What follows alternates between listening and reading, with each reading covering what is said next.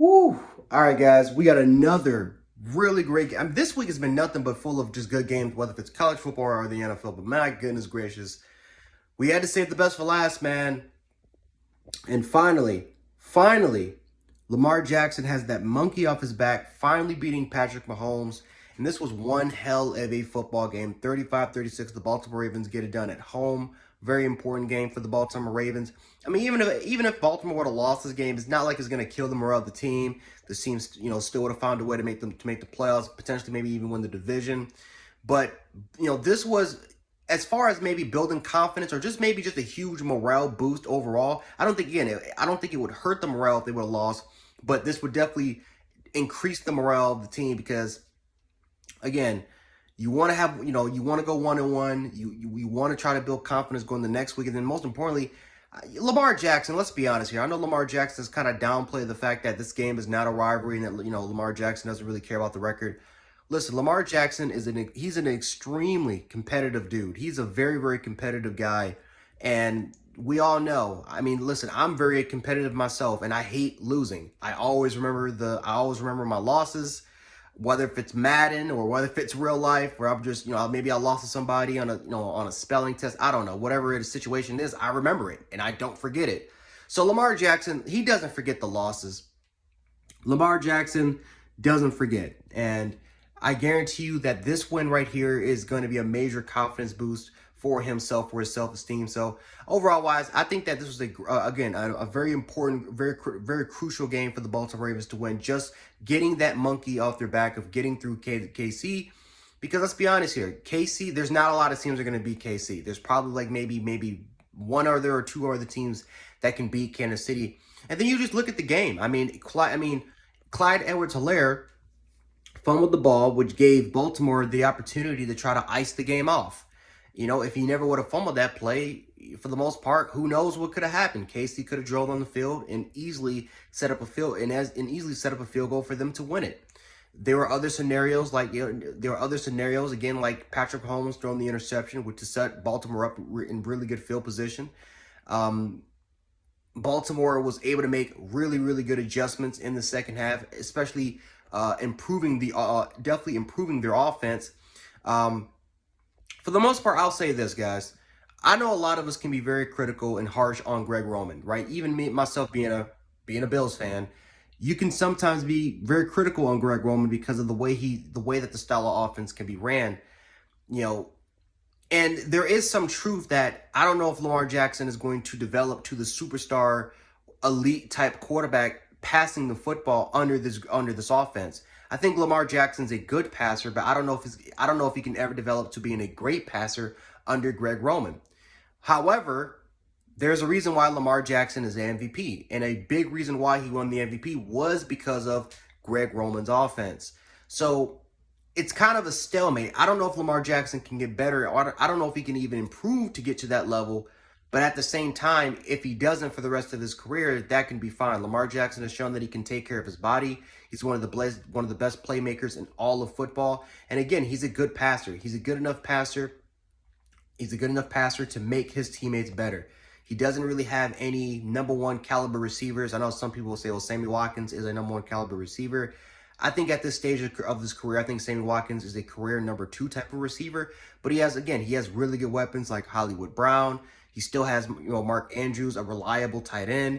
The offensive line is elite. That is an elite offensive line. For goodness gracious, that is an elite offensive line, the way that they were moving those guys, including Chris Jones. And the fact that, again, you lose 3 really good caliber running backs, and now you have a cat in Williams and Freeman that were just running all over this Kansas City defense, including Lamar Jackson, who also ran for 100 yards. Lamar Jackson's got to clean up some things in the passing game, threw a couple interceptions to Tyrann Mathieu, the Honey Badger, including the second one, which was definitely a untimely type of throw. You don't really see Lamar Jackson making those type of throws. He's, for the most part, he's pretty efficient, doesn't really make those type of turnovers. That was just a very bad mistake and a bad throw that could have ended very poorly for the Baltimore Ravens. But yeah, threw a pick six, threw another, untimely throw to Tyrann Mathieu again. But the Baltimore Ravens never faltered. They never wavered. Even after being down by, I think, maybe around 13 or 14 points. They continue to fight. They continue to prevail. And the Baltimore Ravens were able to just fight and eventually get that W. I don't really know what I can really say. I mean, like I said, there were mistakes made. There were turnovers made. I mean, each team had a couple turnovers. But this was just a great game. I mean, Baltimore, I mean, if you want to see what a top Greg Roman offense looks like, look at this game. I mean, the Ravens almost had 300 rushing yards. This is exactly what you want. They are one of the best teams, if not the best team in the league when it comes to moving the football. Their offensive line is extremely big. They're extremely physical. They rely on long, hard-nosed, old school type style, long ass drives.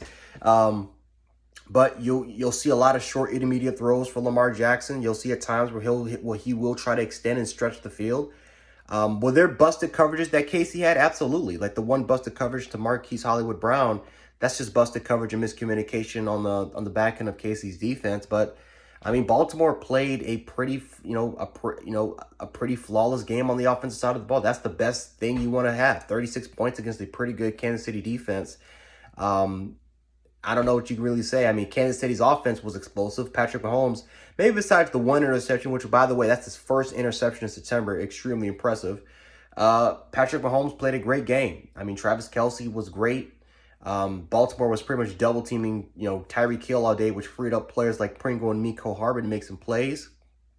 But I don't know. I mean, overall wise, this was just a great game, a phenomenal game, and I'm pretty sure that these two teams could potentially meet again in the playoffs.